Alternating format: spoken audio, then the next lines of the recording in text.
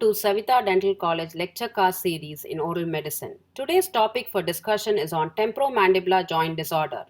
TMJ is considered to be normal only when it is friction free, noise free, and pain free. TMJ is known for its complex anatomical structure and a unique joint being the only joint working in synchronization with the opposing joint. It receives innervation from the mandibular division of trigeminal nerve and vascularity from the branches of external carotid artery.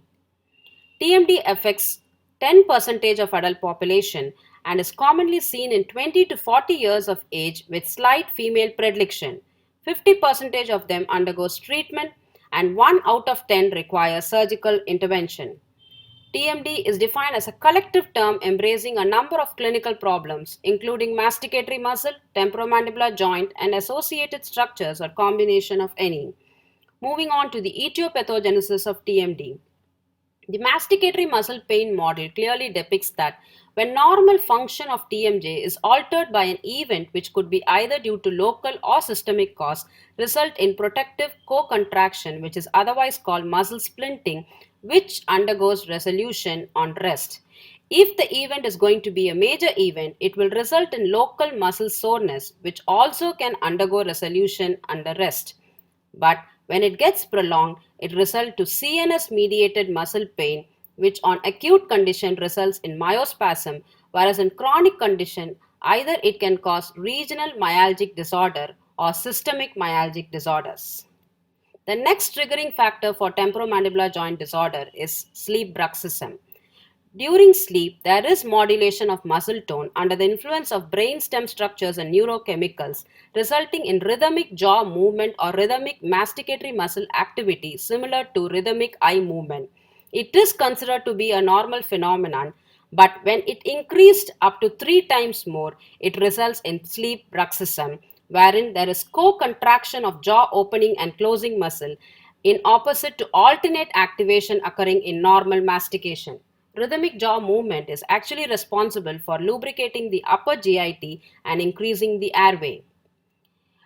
Sleep bruxism is no more considered to be due to premature occlusal contact, whereas it is more of neurogenic in origin because the central pattern generator called as CPG controls the rhythmic jaw movement, which receives impulse from contralateral brainstem ARAS, which means the ascending reticular activating system, which on overactivation due to increased cardiac sympathetic activity in response to stress lead to increased RMMA, leading to sleep bruxism. Temporomandibular joint disorders can be diagnosed based on research diagnostic criteria, which divides TMD into Group 1 including the muscle disorders, Group 2 including the disc disorders, Group 3 involving the joint disorders.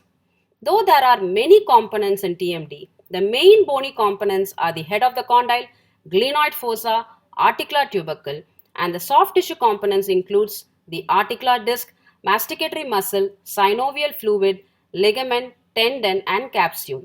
Any of these components are affected, it results in TMD. There are many symptoms for TMD, but the main clinical triad of TMD includes pain, clicking joint, limitation of jaw movement. Temporomandibular joint evaluation involves 3 main components, namely the TMJ, muscles of mastication, and occlusal disharmony. TMJ need to be evaluated both extraorally and intraorally. The main components to be seen in extraoral examination is for jaw symmetry, swelling, tenderness, clicking joint, and the relationship between maxilla and mandible.